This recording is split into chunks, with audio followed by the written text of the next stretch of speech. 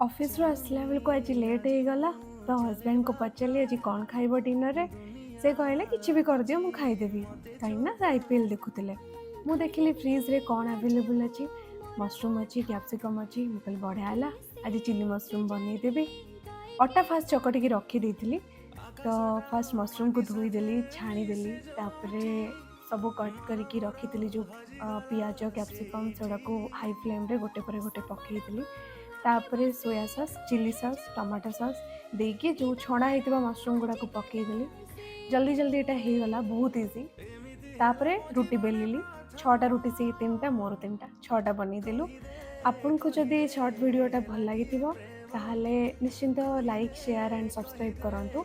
आगु को भी यही भाया शॉर्ट वीडियो किसी आनिबी जोटा आपको निश्चिंत भल लगे। Thank you.